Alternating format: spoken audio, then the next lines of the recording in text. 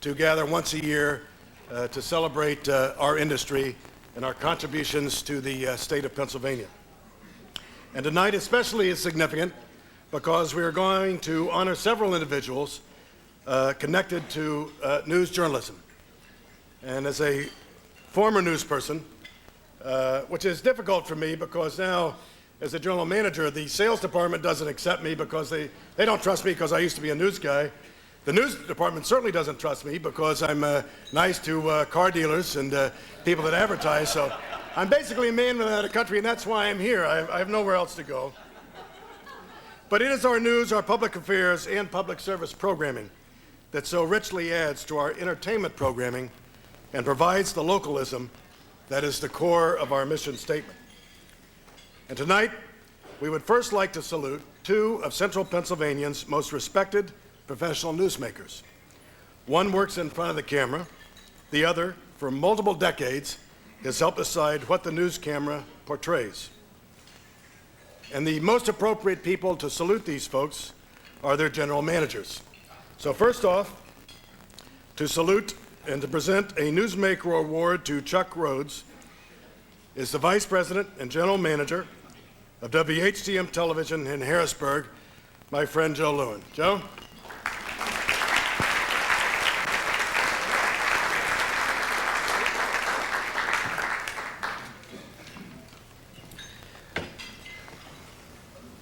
Well, it's my privilege to talk a little bit about Chuck Rhodes, who I've known for about 2 years.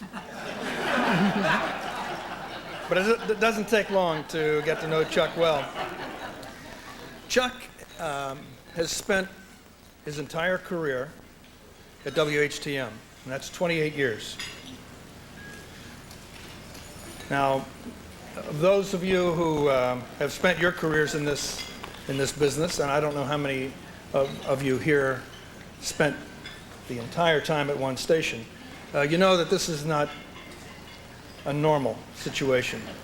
But then Chuck isn't a normal guy. 3 years ago, Chuck celebrated his 25th anniversary and was honored by Governor Tom Ridge, who commemorated this special occasion live on the air, came on the news set, and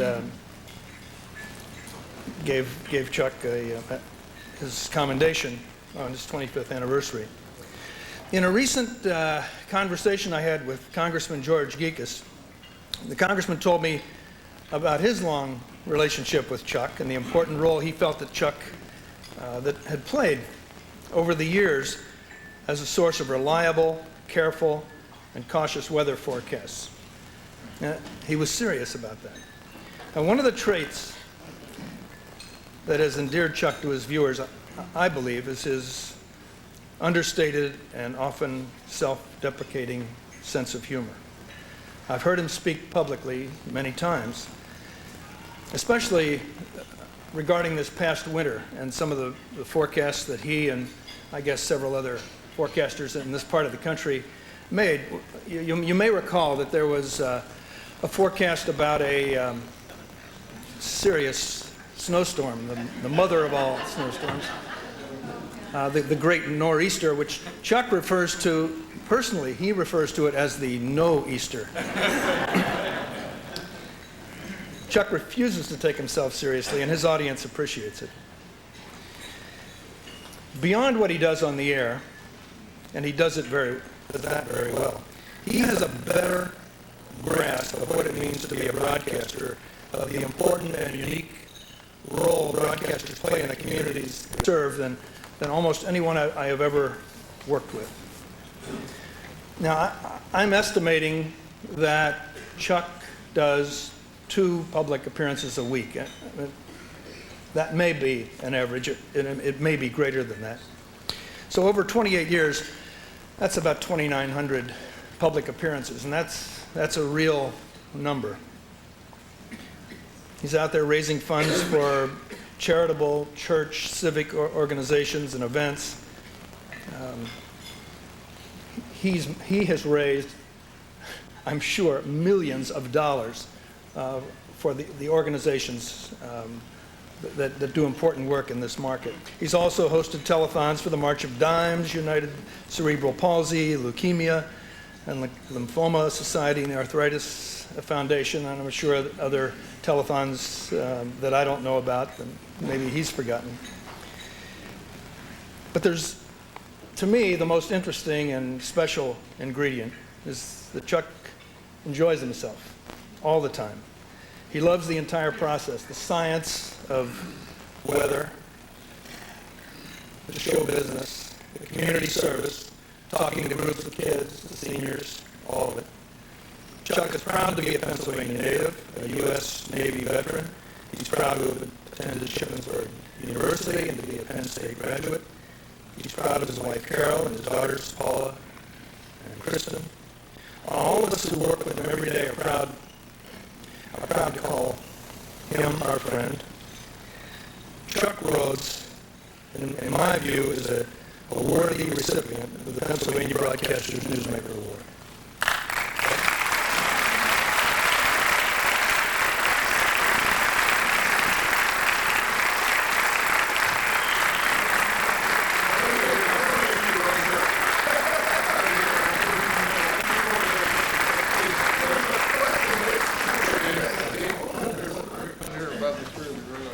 You didn't say I had to do arm exercise. Man. Oh, please, no pictures. Be natural. I did. Thank you. And thank you, Joe, for those kind words. And I know, like most broadcasters sitting out there tonight, you're wondering, which of these two mics is really hot? That's what I was wondering. It just dawned on me, and I was watching. See, I'm 5'8" on a good day. I'm just wondering who our really big, important guest is coming later on tonight.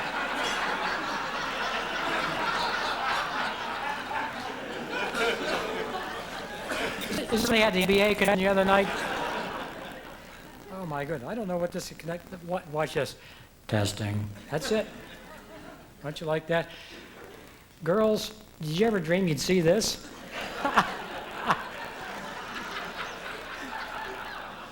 Remember, I'm watching. I'll do everybody a big favor. We have a real special guest. I'm honored to be in a program with Ed Wickenheiser and also Ed Bradley, and I'm just tickled that Ed came all the way down here to see me get this tonight. Thank you.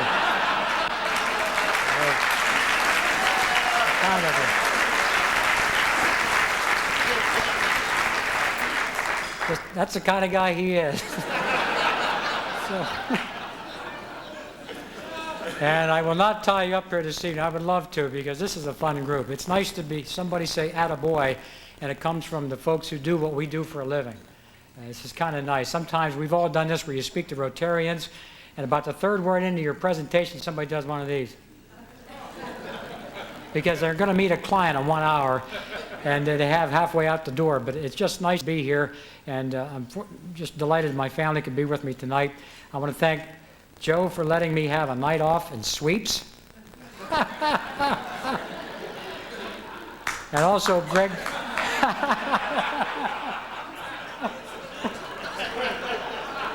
Now, Paul, let's all be gentlemen about this.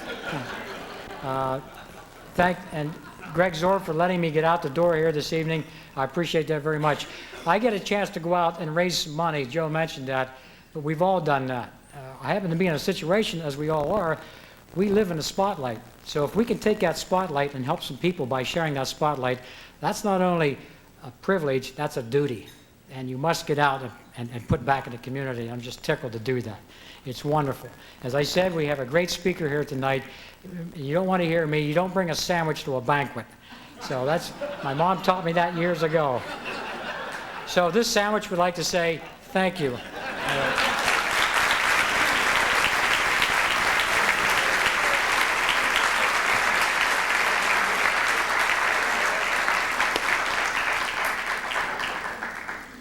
Chuck, congratulations. Joe, thank you very much. You know, most stations, the weather person is probably one of the most respected and loved people on the air. And for somebody who's usually wrong about 70% of the time, it's always amazed me, but it's true, it's great. and you see why when you hear Chuck. That's terrific. Our second Newsmaker Award goes to somebody that I've always respected, who's just a record, track record, and longevity is something to be honored, because the lifespan of most news directors is about the same as a gypsy moth. You know, it just doesn't, it's just not too long most of the time.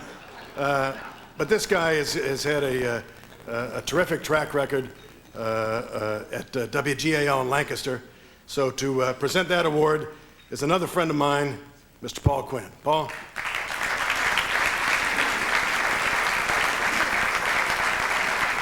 Thank you, Dave. Let's get this on the road here. Congratulations, Chuck. Great award. Most earned. Ed Bradley's here tonight, and I understand things, move in strange ways, that he's here on an investigative mission. I mean, I know he's invited here and he's here, but we understand he's investigating a story that I'm afraid might have some implications with our next recipient. There's a story going around. Ed left us. I'm going to get into this in a minute, but to spend more time with his family and his church, Holy Trinity, and they have a Fat Tuesday thing where they do Fastnachts. I don't know if you've ever heard of Fastnachts before. They raise money for the church, and there's a concern that the money is not going in the right place, and Ed's walking around with a lot of Fastnacht money in his pocket. Ed started his career with WCOY and here in this market, and is now out of business. After he puts WCOY out of business, he went down to Jacksonville, North Carolina, and the gnats and the hot, humid temperatures ran him back to Pennsylvania quickly, where he went to work for WGAL Radio, the Steinmans, and then he went over to Louis Appel and WSBA AM and FM, where he was the news director and operations manager. And then in 1979, he came over to WGAL as our news director, where he stayed for 21 very successful years, retiring last December. And I think he was probably one of, if not the longest running news director at any one TV station in America when he decided to retire. Well, how successful was Ed? Well, under his leadership, WGAL has won over 100, we tried to count them, but we lost count, over 100 Emmys and Associated Press News Awards. We couldn't count all the awards and recognition that the news department has received from community service organizations here in the area. Ed's News was #1 in its time period, in every time period that it was scheduled, his entire career. As a matter of fact, an interesting thing that came to light as we were looking at Ed's career as he was leaving, he started in, his first May book was the May Nielsen of 1980. And at that time, as you know, there were not too many competitors to broadcast television, and WGAL was a very dominant station with a 35-36 share and 6 and 11 news. And when Ed retired in December, the last May book was the same basic 35-36 share. So that's very unusual in today's world, and a testament.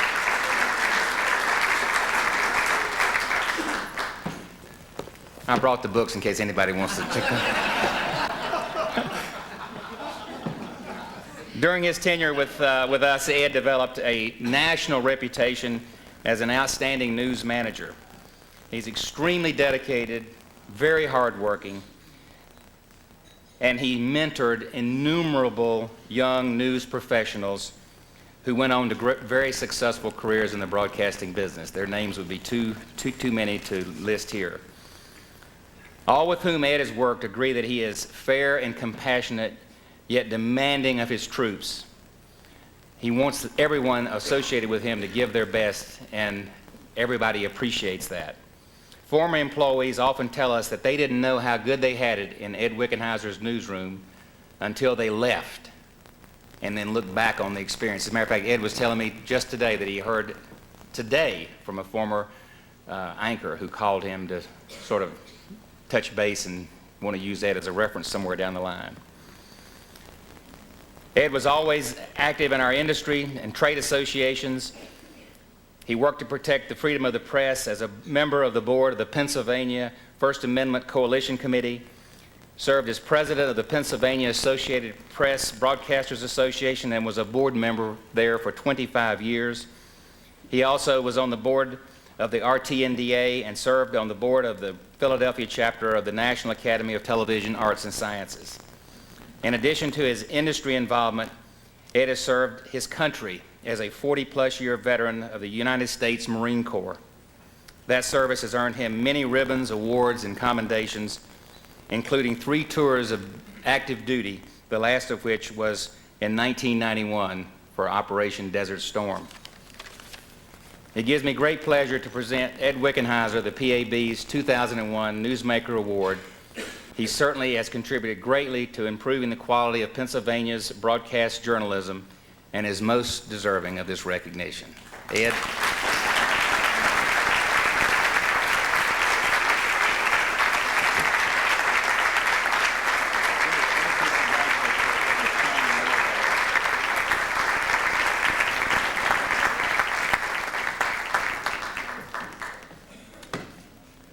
Hey, brother. How you doing, brother? You take it. Oh, thank you. Hurry up here, Rod. All right. That's fantastic. One more. Misspelled my name. It's not Wickenheiser.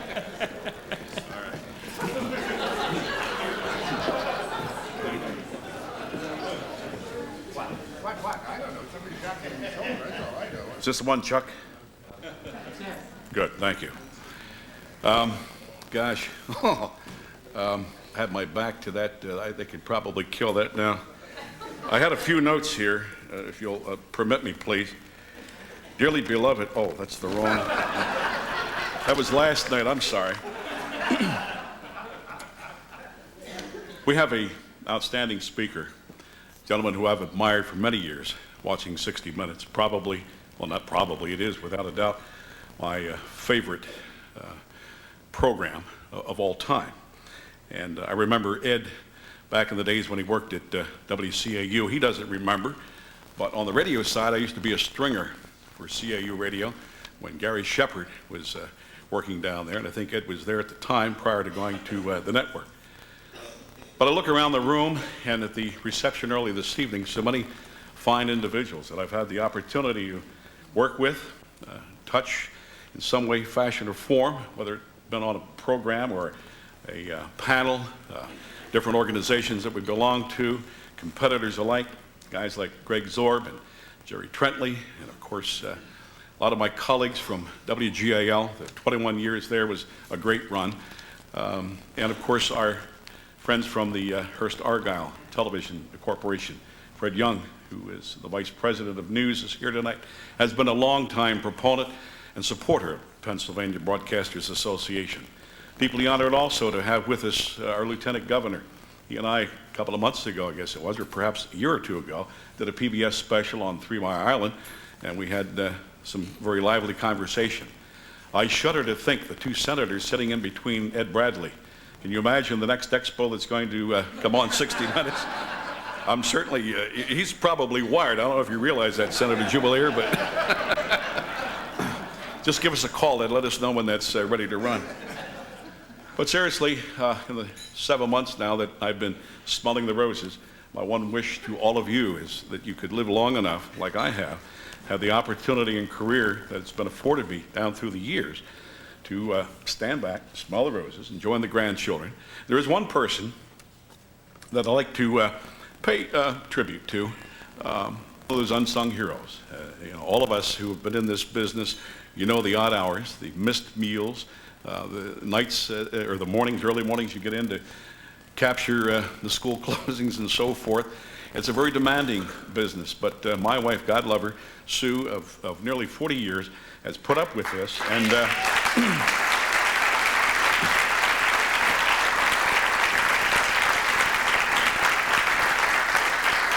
they're the real unsung heroes and most deserving of this award tonight. From the bottom of my heart, I thank all of you. I thank my colleagues. too many, I would mess up by not mentioning all their names and skip somebody, but they know who they are. And as a matter of fact, we're going to Younger Brothers tomorrow for lunch, and I'll have my chili and tuna sandwich with a piece of cheese, and we'll chat about this. But I certainly hope you had a wonderful convention. I've enjoyed it through the years that I've had the opportunity to attend, and look forward perhaps to coming back again sometime, sitting on the sidelines and enjoying, and certainly onward and upward in the broadcast industry. You gave an awful lot to me, and certainly I hope I've been able to give back to the industry in some small way. This is the climax of my 43-year career, and Sue and I will have to figure a prominent place to put this on our mantle at home. But I thank all of you again, and enjoy the rest of the evening.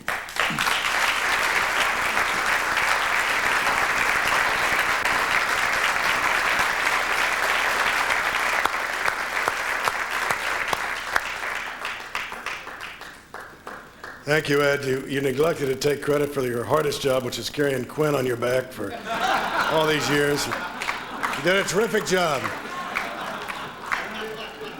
And both you and Chuck, very proud of both you guys. You represent the finest in our business, so congratulations. Now we want to turn to the Gold Medal Award, which we are here for this evening. And to remind you that the Pennsylvania Association of Broadcasters is the oldest state broadcast association in the country. And PAB stands alone with its rich history of recognizing citizens of the state who have excelled in the fields of entertainment, sports, industry, education, or legislative public service. And for 35 years, we have been fortunate to gather every year to salute a famous Pennsylvanian who possesses the high quality and character of a leader worthy of that honor.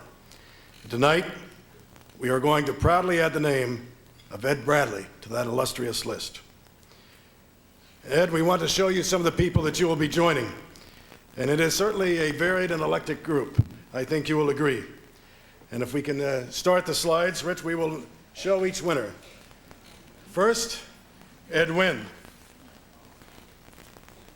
Gene Kelly. You don't have to sing or dance for this award, but it helped in the early years. Fred Waring.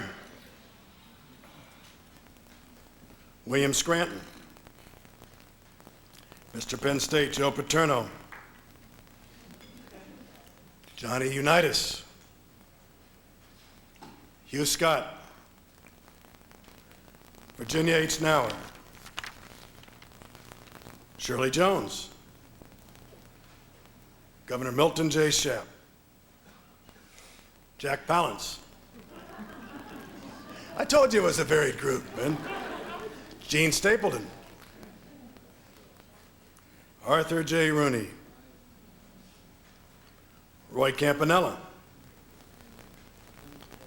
Victor Deem Sr. Dr. Roy E. Morgan. Richard S. Schweiker. The father of ABC, Leonard Goldenson. Author James A. Michener. Alexander Haig, Jr. Mr. Rock and Roll Dick Clark. Jimmy Stewart. Arnold Palmer. Jim McKay. Dick Thornburg. Fred Rogers. Chuck Noll. Lou Klein. Ambassador Walter H. Annenberg. Our Governor, Tom Ridge. Senator Robert Jubileer. Senator Robert Mello. David Krantz. Mario Andretti. Senator Arlen Specter. And last year's winner, Bill White. And now,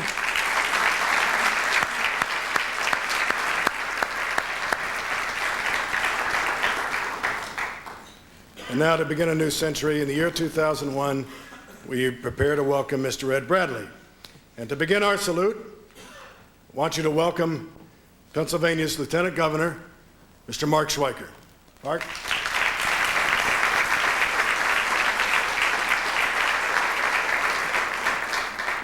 Thank you, Dave. I appreciate that. How about a big hand, though, for our Newsmaker Award winners tonight, Chuck and Ed. Again, huh?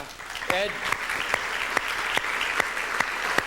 I should tell you, folks, they are respected folks and fine Pennsylvania gentlemen, and I think it's certainly appropriate that that recognition is afforded tonight. And I should just say about our gold medalists, I did have to say something to him. You know, as a state system graduate out of Bloomsburg University, you know, to have to say nice things about a Cheney University graduate of the state system, Ed Bradley, this is a difficult role right here. But he took that in good heart. But I will tell you, he's done some fine work, has he not? How about a big hand for our accomplished journalist? He has done some fine work, and whether it's for the last 20 years or certainly 2 weeks ago, I don't know if you saw his discussion with Tim McVeigh, you know, the Oklahoma City bomber. And it was a remarkable moment in the sense that, and I'm sure Ed would agree with this, he continues to talk about, you know, as a civilian, how apparently in his mind it was proper to take military action against those government employees in Oklahoma City that day. You know, and in that demure Ed Bradley way, mindful of getting to the story, he looks right at him and says, yeah, geez, 168 people died that day. Timothy McVeigh says, well, yeah, government employees, federal government employees, I've got a problem with them. And Ed Bradley looked right at him and said, but 19 children, where's the remorse? And I think in a lot of ways that moment that perhaps lasted 3 or 4 minutes kind of captures the professional work and the nature and the posture of Ed Bradley in the work that he does. And it's significant. You're going to recognize it tonight. And it was somewhat reminiscent, and I'll finish with this and certainly offer congratulations for all of Pennsylvania, Ed as a very accomplished native son. It was another Ed Murrow, who once said, hey, listen, simply because that microphone acts in such a way to send your voice around the world doesn't mean you have any more wisdom than when your voice merely carried from one end of the bar to the other. Now, you know, it's kind of a barroom remark, but I think you know his point as journalists, that, you know, when you're the journalist, you're the storyteller. You're not bigger than the story. And you've got a short amount of time to kind of discover and put that story across. And whether it's been for the last 40 years or certainly in that confrontation with Timothy McVeigh, it was so important for the country to see, by virtue of his fine work, for him to be seen as the mass killer, self-confessed mass killer that he is. Certainly not to talk about what happened in Oklahoma City, but I think in a lot of ways it shines as good work and says something about what a very honorable, dedicated journalist who's mindful of using the wisdom that Ed Murrow mentioned many years ago, and I think he personifies that. So from my standpoint, I know I speak for Governor Ridge and a lot of grateful Pennsylvanians who really start their Sunday evening with you and your colleagues. Fantastic work, and we thank you for all that you've done. And to all of you, it's just a fine choice. He's truly a gold medalist, and we're proud of all that you've accomplished, Ed. Dave?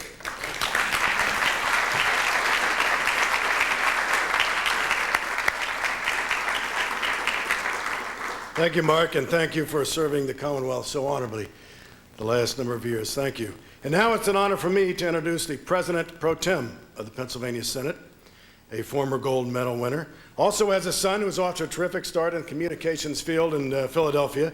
Please welcome Senator Robert Jubelier.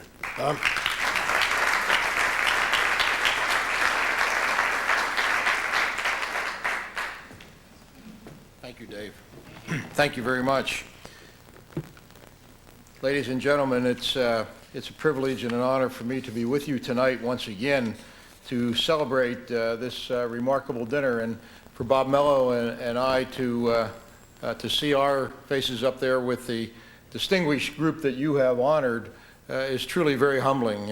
I must tell you that this award meant a great deal to me, and I try to come back as many times as I can because I think this is one of the finest dinners that we have in government, as well as certainly you who are in this group and who hand out the highest award there is from your group. And tonight, you have really done it again in honor to a great humanitarian as well as a great journalist and a great Pennsylvanian. And for that, I am delighted to be here. Some organizations, when it comes to handing out awards, follow what is called as the Casablanca model. They round up the usual suspects. David will be happy to know that you laughed at that. But with this group, by consistently giving your award to individuals of the accomplishment level and stature of an Ed Bradley, that makes your recognition something extremely meaningful and very special. Last year, and this is a great night for me, I spent a great deal of time lobbying Bill White about all the reasons why Bill Mazeroski deserved to be in the Baseball Hall of Fame. That's how I spent my evening. Well, let me tell you something. This year, the Veterans Committee came through, and I thanked him tonight. And Pittsburgh Pirate fans are simply ecstatic. You know, those Yankee fans like Bradley and Mello and Schweiker, they get this all the time. But we Pirate fans are a very, very, very proud group, too. That sequence set me to thinking what I could try this year. But so far, the only thing I could ask Ed Bradley was, frankly, Dave, for the autograph for my son. This must be a different kind of experience for Ed, walking into a room and having everyone wanting to talk to him, rather than diving for the exits or developing difficulty or recall. It is said that too often society confuses celebrity and ability, but doubt that anyone lumps Ed Bradley in with the entertainers and the shock jock types, for he is a giant of an investigative journalism with dignity and character and integrity, which are so important to the arena. I once saw a story about Jimmy Carter touring India, and in a rural area, the entourage comes to this huge manure pit. Sam Donaldson peers over the edge and says, "Mr. President, if I fell in here, would you pull me out?" Well, there was a bit of a hesitation before Carter replied, and he said, and I quote, "After a suitable interval." Well, it's hard to picture Ed Bradley asking the question, and it is doubly hard to imagine he would draw the same answer. Ed Bradley is not only Philadelphia product to achieve success, not the only one to begin a media career there and vault into national prominence, but you will not get an argument by saying he ranks with the all-time greats. His career and the many highlights reflected in his bio make us, as Pennsylvanians, quite proud to broadcast his Pennsylvania roots and his Pennsylvania education. In our line of work, as well as yours, credibility is the key. If you ask people about Ed Bradley, they trust him. They believe what he says. They care about what he has to report.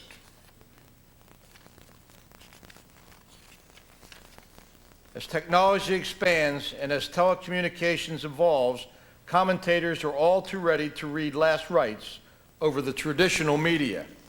As long as there are individuals of the caliber of Ed Bradley working at it, there is more than just a place for broadcast journalism. It will continue as a leader in the information marketplace with a message that matters and an audience paying attention. You see, the Ed Bradleys will continue on current affairs shows. We will not have to look for them on the History Channel. Mr. Bradley, it's an honor and a privilege to join with you on this wonderful evening. You honor us all by your presence here tonight. Thank you.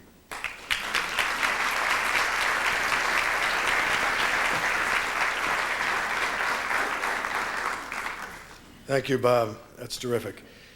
Of course, as broadcasters, we are always a bipartisan organization, so please allow me to introduce with honor the Democratic leader of the Senate, Robert Mello.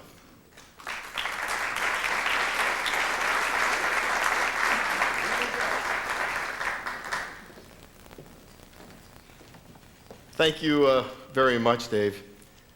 The difference between the Democrat leader and the Republican president pro tem is I came up with a speech this big. Bob came up with a beautiful notebook. He got an autograph for his son. I got the autograph for myself. Chuck, I want you to know that I've been in Harrisburg longer than you've been on the air. I'm here 31 years. You're on the air, I believe, 28 years. Well, if I listened to you on April Fool's Day 4 years ago, my wife and I and my one daughter would not have spent 13 hours in Frackville on Interstate 81 when the state police closed the road. And I thought it was an April Fool's joke. Instead, it was a snowstorm when they closed the road for 13 hours, and we spent from 4 o'clock in the afternoon until 5 o'clock the next morning in our car with a quarter of a tank of gas. So I will, you can make all the mistakes you wanted this year. That's fine. If I paid attention to you that one time, we would not have spent that kind of time on the road. Also, Ed, it's a pleasure just listening, not only knowing of your tremendous career in the broadcast media, but I think equally as important to your career is your outstanding military career with the Marine Corps and your 3 tours of duty. I think that's just outstanding. And if there's a better way of doing it in the American way, I don't know what it is. When I drove from the Capitol to Hershey here this evening, I was kind of up in the air as to what I would want to say. I echo many of the things that were said by the previous speakers, especially what was said by Senator Jubelier, because when I look at my name and my photo up on the board, I wonder just, what am I doing there? Because I'm probably the least worthy of the individuals who have been recipients of this award. Nonetheless, I'm very, very proud. And when I left the Capitol today, I really got here not knowing what did I want to say. And something came into my mind about, how we all have our good days and our bad days. And I jotted a few things down as we were sitting having our dinner. And I guess a good day for an individual who's involved in the broadcast media, at least I would think, is that you can report to your boss that your ratings are up, that your profits are doing extremely well. That would be a good day. You have great ratings. I guess a bad day would be if you talk about the inventory is high, we're not selling a lot of time, and our ratings are down. Now try to compare that to an elected official, especially today. In the Senate, I can go ahead as a Democratic leader and say that we have a good day if we've won an election, if we've been able to prevail on some type of a very, very important issue that we've been dealing with, that would be considered to be a good day. I think a bad day would be just the opposite if we get to the point where we haven't been able to win any elections at all and we've not been able to prevail on any of the ideas of which we've advanced. But can you imagine for an elected official, a state senator, a real bad day when your secretary buzzes you and you pick up the phone and she says, "Senator, the Attorney General is here to see you. And furthermore, Ed Bradley and his 60-minute TV crew are standing outside your office." Now, for an elected official, that would be a very, very bad day. I'm elated, Ed, that you're receiving this award this evening. My wife and I have enjoyed many, many Sunday evenings watching you on TV at 60 Minutes in the evening. And I've said, and we've talked about this, not because you're here today and not because it's been mentioned, but we've talked about this over and over. I've said to my wife, I would never want to be put in the position of being interviewed by Ed Bradley, knowing that I have not been totally honest with the answers of the questions that he has put forth to me, with the way he continues to pursue and he continues to draw out answers through the interview. I think the broadcasters made a tremendous choice here this evening, and you probably have outdone yourself as to an individual who has distinguished himself not only as a great native Pennsylvanian, and even though he doesn't live in Pennsylvania today, he'll always be considered as a native Pennsylvanian, but as a true American. And I'm proud to say that my name will appear somewhere on the program, the same program that Ed Bradley's name will appear on in the future. And thank you very much for having me.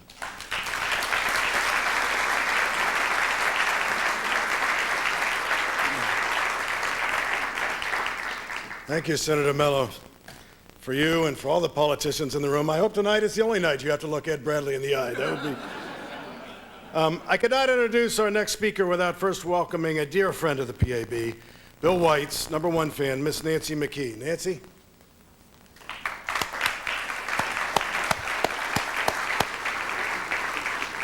And now, I want you to welcome PAB's 2000 gold medal honoree, the former president of the National Baseball League, a former Phillies All-Star, most importantly, a former sports director at Channel 6, and a big hitter in our book, Mr. Bill White. Bill?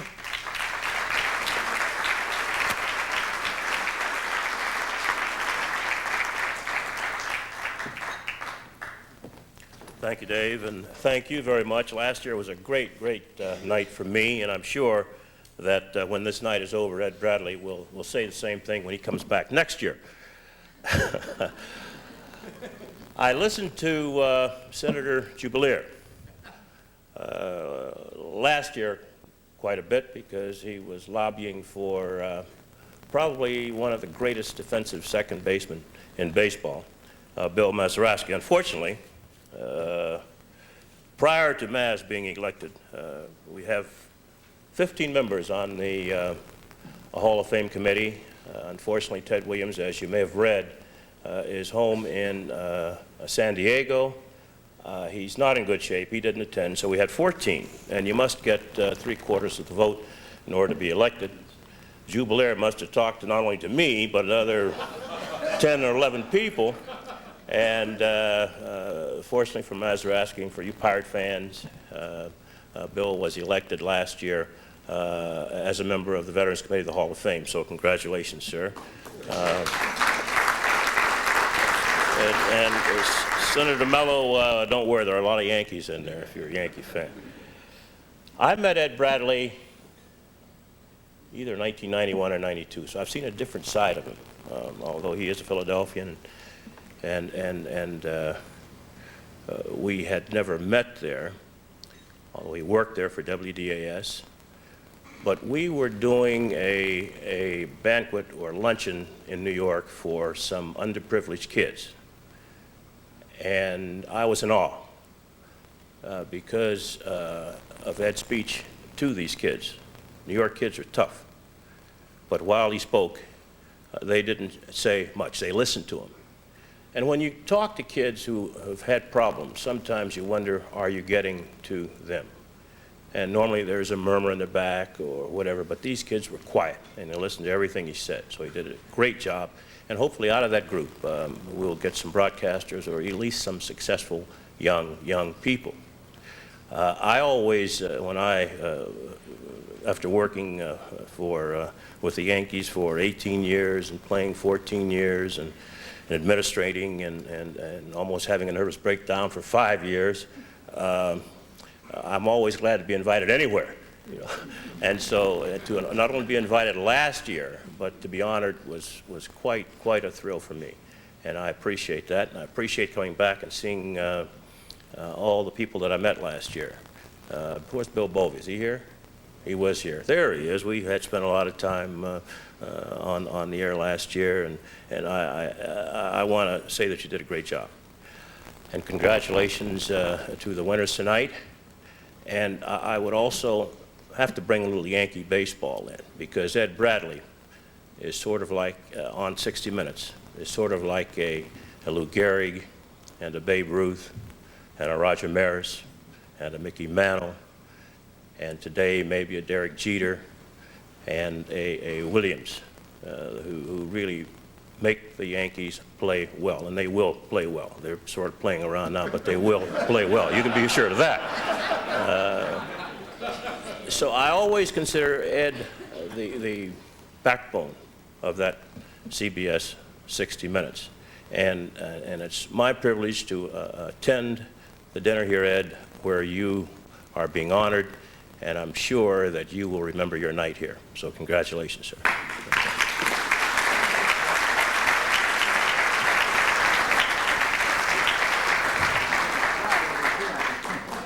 Thank you, Bill. Ed, I don't want to put any pressure on, but last year we all left here with baseballs autographed by Bill White. My son still has his, an honored place in his bedroom, so it's a tough act to follow. Thank you, Bill. It's always a pleasure to have you with us. You can come back any year. Ed Bradley and CBS go back a long, long time. His ties to Philadelphia are deep. And here tonight to introduce Ed is the Vice President and General Manager of KYW Television. You know, there's competitors and then there's honorable competitors, and I would put this gentleman in the role of honorable competitor, a friend, general manager who understands, gets this business, understands the importance of community service, has already injected himself in the Philadelphia community too well sometimes, I think. And here to honor and to speak and introduce Ed Bradley, my friend, Mr. Marcellus Alexander. Marcellus.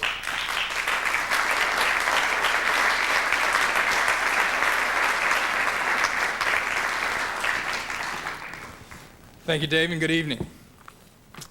I could summarize Ed Bradley's legendary career by listing the number of honors he has received as a result of the thousands of days of hard work, dedication, and journalistic ideals, and, as Lieutenant Governor Swiker mentioned, a unique understanding of the people behind a news story. Or I could just pick any day in the life of Ed Bradley and do the same. Let's take today for example. Earlier today, Ed attended a luncheon in New York to accept his second George Foster Peabody Award, this time for the startling, emotionally wrenching story entitled Death by Denial, which aired as a 60 Minutes 2 special. More than any reporter before him, Ed captured the African AIDS situation in a way that made it impossible for the drug companies to continue to turn a blind eye. His report has been cited as an integral factor in the drug companies' recent decision to provide drugs to Africans with AIDS at a discount or, in some cases, free. This evening, we are proud to have him join us here in Hershey to receive this organization's highest award in recognition of the honor his career has reflected on the city of Philadelphia and our great state of Pennsylvania.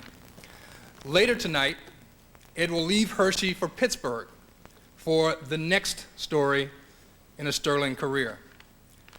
No one's life story can be truly told in a videotaped profile, but I think the memoir you're about to see captures the roots of both Ed Bradley's ambition and his compassion. It's a little piece of the American dream, and I'd like to share it with you now. If we could roll the tape, please.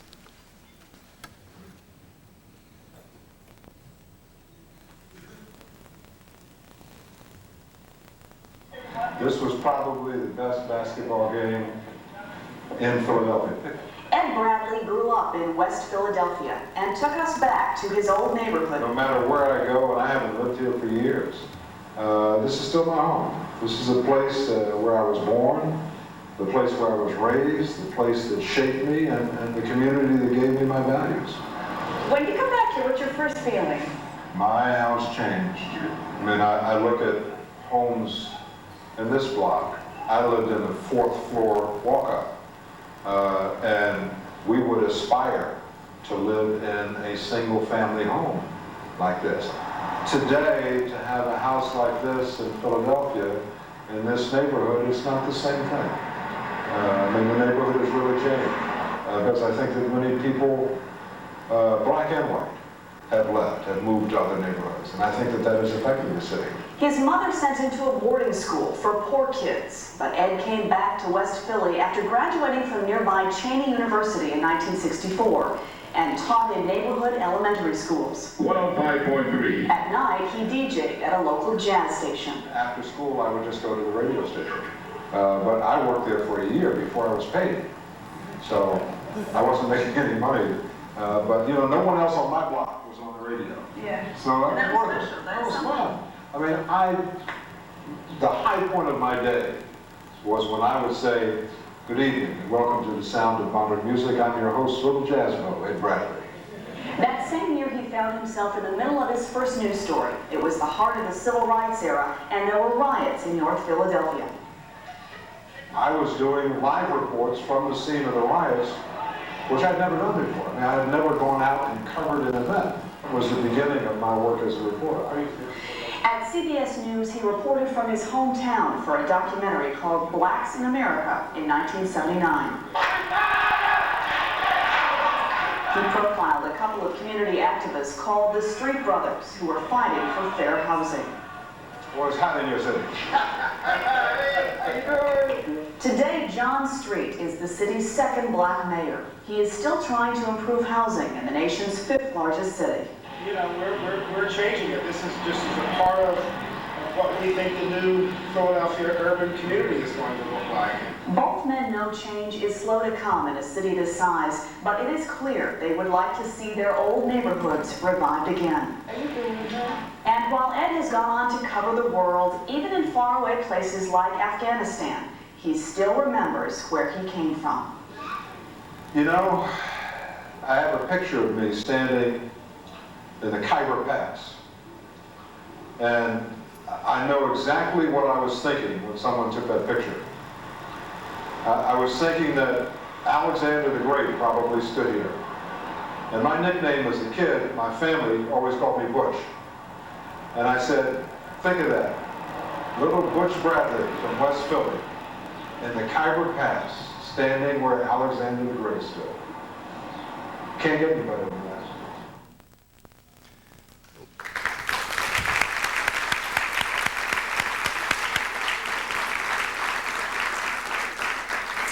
Ladies and gentlemen, it is an honor to present the PAB's 2001 Gold Medal Award to Mr. Ed Bradley. Ed?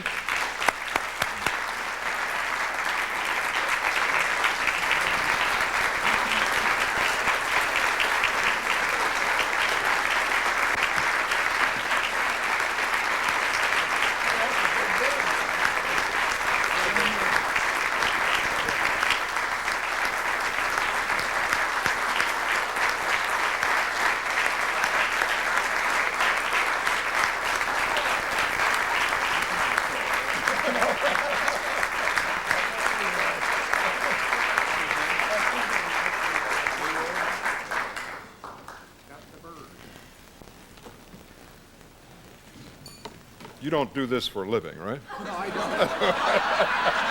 Actually, I'm a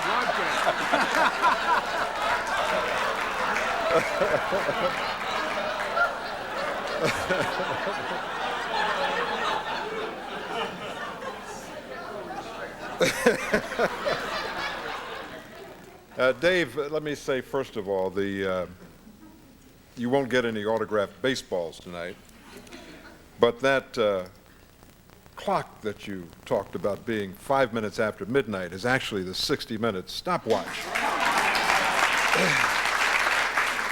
And there's one there that has your name on it, so be sure to take it home. Thank you to all of the people who had such kind words to say. Marcellus, thank you for that introduction. To Bill White, to Senators Mello and Jubileer, to the Lieutenant Governor, Chuck and Ed, it is a pleasure to be here and to share your night as fellow Pennsylvanians. I'm appreciative of this award, and I'm appreciative of all of the kind words. When you've been as blessed as I have been, blessed to work for one company for so many years, blessed to have had the opportunity to work early in your career with people like Walter Cronkite and Eric Sevareid, and then blessed for the last 20 years to work at 60 Minutes with people like Don Hewitt and Mike Wallace. You are put in a position, if you apply yourself, to win some awards along the way. And as you heard this afternoon, we were awarded the Peabody for the report we did last year on AIDS in Africa. Now, thank you.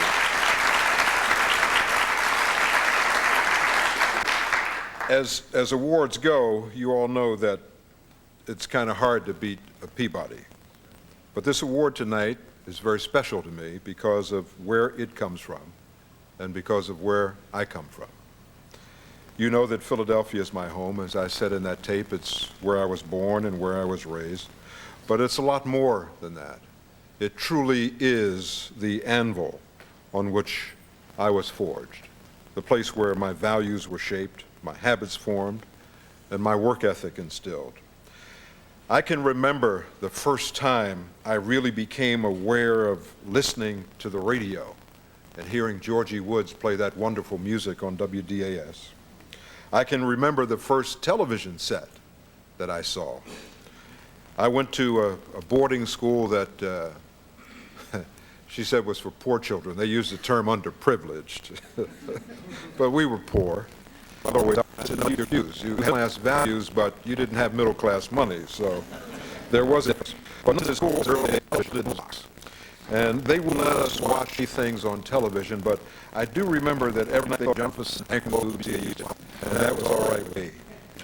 Many years later, as a senior in college, I found myself at WDAS at the invitation of the That first night I watched work, saw the microphones and the cartridge machines and all of the dials and the lights and the turntables, and I knew that the pulse earth be the radio. There was only one small problem. I was just a few months away from earning my degree in elementary education, a few months away from beginning a career as a school teacher in Philadelphia. All of a sudden that night at WDAS, it was like chance had washed me ashore, left me on a strange, fascinating beach, and left me to make my way inland without a map, without a compass, with direction. Except that I was equipped for that voyage. My life in Philadelphia had prepared me to take steps necessary to lead me to be here tonight to accept this award. I had a mother who gave me wanderlust for strange and faraway places, even though she at that time never traveled more than 100 miles. I often thought of her when I lived in Paris or Saigon or as I did the Khyber Pass, and I said more than once, thinking about her, what would she think? Who would have thought, little Bradley? I was that because I had teachers in elementary school that drilled me in fundamentals, but more importantly, they urged my inquisitiveness. I had a father who showed me the value of hard work. I had an extended family who pushed and prodded, who loved and encouraged. There were so many people who told me, and this is a quote, "You can be whatever you want to be." And I believe them. Tonight, I'd like to accept this award for all those who helped me along the way through their example, through their care, and through their love. To all of them and to you, I say heartfelt thank you very much.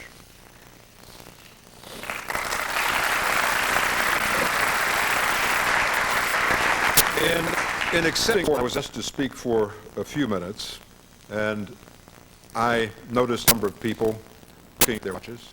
Leroy, you would want to look at your watch. I can tell you this won't take 60 minutes. I'd like to talk to you about a subject that is marked life. In many ways, it has defined my perceptions, my family, my neighborhood, my country, and sometimes my work. I always fought the urge, particularly early in my career, to hold me as a black reporter. I used to have an assignment editor who would always say any story that had a character or what would regard a black subject. I took him aside one day, and I told him in no uncertain terms, I would check any other reporter in his newsroom, I wanted to be assigned to any and all stories, regardless of my race, without consideration. Convinced that if I had not taken that stand back then, that I would have never lived in Paris, would have never covered war in Vietnam, Cambodia, would have never covered presidential campaign unless it was Jesse Jackson's, would have never covered the White House, but assigned to CBS reports for 6 minutes. But tonight, for just a few minutes, I'd like to address head-on with you the subject of race. I like to do it because of the country, and also because of the unique positions that you hold in your respective communities. You are the eyes and ears of the people, and the people there look to you for more than just the news. I know that you have an impact in communities. You have no idea of the impact you have in your communities. I'm constantly reminded when I think I have some sense of impact that I have really no idea of the impact of television and radio. I grew up in a segregated Philadelphia. That wasn't to say now, but it's segregation nonetheless. In those days, there was very much a black Philadelphia and a white Philadelphia.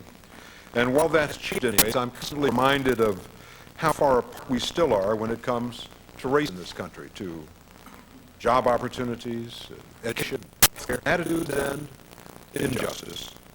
We have different perspectives in this country on the criminal justice system.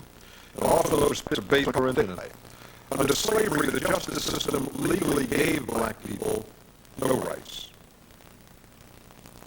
And with a century of de facto segregation, the justice system in many cases ignored legal rights.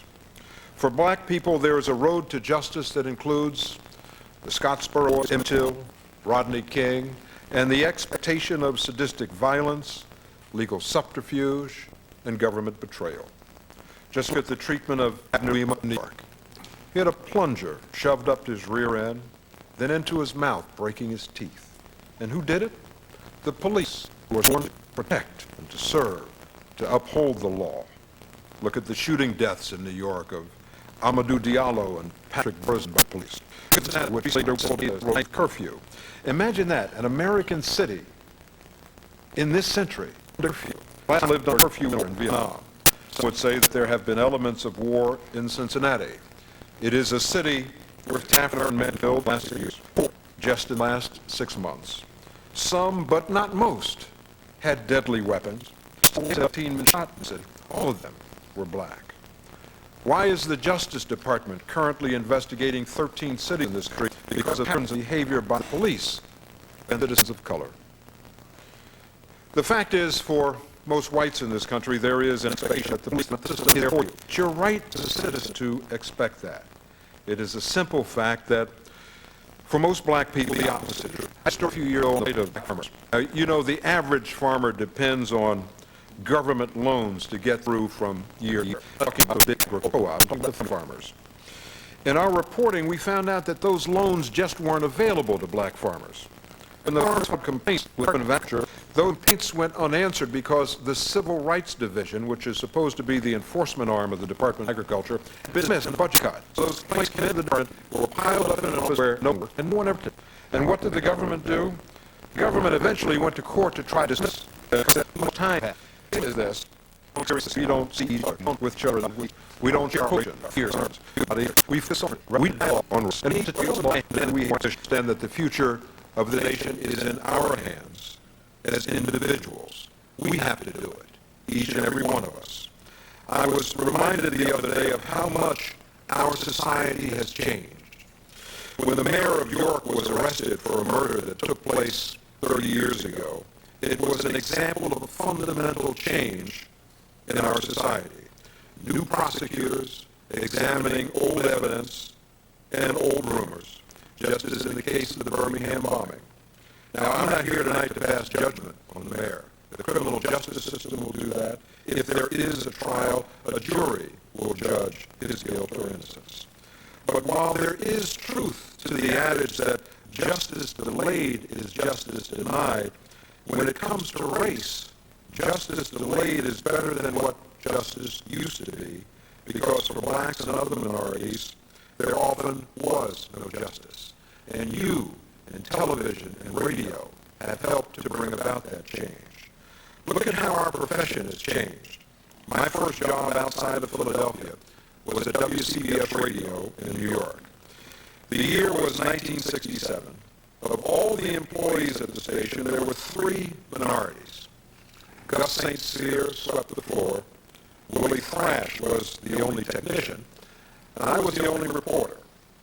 Now, in those days, most stations had no minority employees at all in editorial or technical capacities. There were a few stations that had 1 reporter on the street. Such that about a year after I'd been at WCBS Radio, the news director called me into his office one day. He told me that the station had decided to hire another African American. And he didn't want me to be worried. He didn't want me to be concerned. He didn't want me to feel threatened. He wanted to reassure me that they were happy with my work. He knew I might feel threatened because no other station in New York had 2. In 1968, that was a major breakthrough. We've come a long way in this country. All I have to do is turn on the television to see just how far. I see it on the network evening news broadcasts. I see it on CNN. I see it on local stations as I travel around the country. The anchor teams, the reporters on the street, the men and women who cover the weather and the sports, they all reflect the change in our profession and the change in our society. I see it every time I see the wide shots of stakeouts, crews waiting for someone to come out of somewhere. I see minorities there where before I saw none. Today, young boys and girls have role models, people just like them on TV doing serious work. Growing up, I had Amos and Andy. That's a wonderful change. And you have played an important part in making that change happen, not just in your state, but in our country.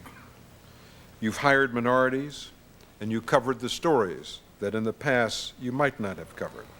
Some of you have played a large part in that change. Some of you have led the charge. Some have lagged behind. Today you have a special responsibility and a special opportunity.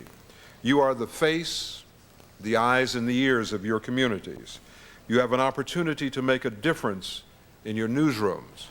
You have an opportunity to make a difference in the places where you live.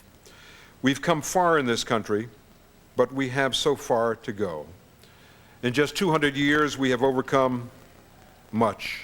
We've gone from slavery to integration, but without overcoming really the problems of a century of legal segregation and generations of de facto segregation and denial of opportunity. More than a generation after the death of Dr. Martin Luther King, his is a dream still deferred for many. Too often we are not judged by the content of our character, but by the color of our skin. As you honor me tonight, and I am proud to receive this award, I think of young people out there trying to bridge the gaps in our society. You can help them. That is both your responsibility and it is your opportunity. You can change our society. You have already changed our society. You can still make it better, and I hope to God that you will. Thank you very much.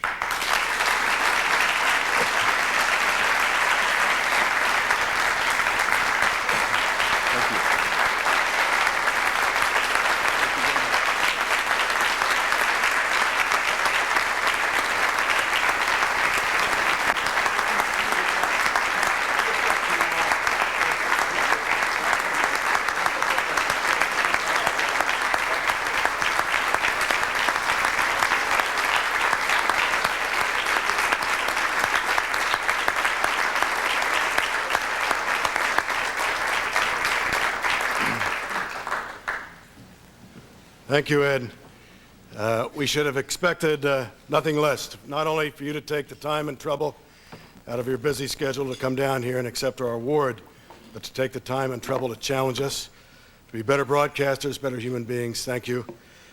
We are proud of how you represent Philadelphia, Pennsylvania, and our industry. It's an honor to be here with you tonight. Thank you very much.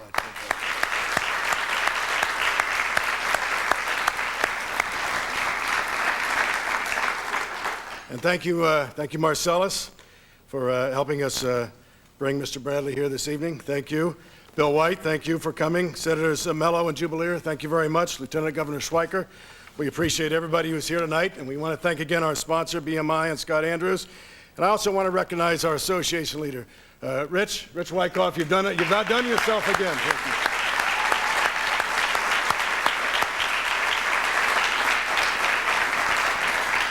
Terrific program, terrific evening. The next session is tomorrow at 9 a.m. when we welcome management consultant Don Beveridge to our seminar. Hope you enjoyed your evening. Good night.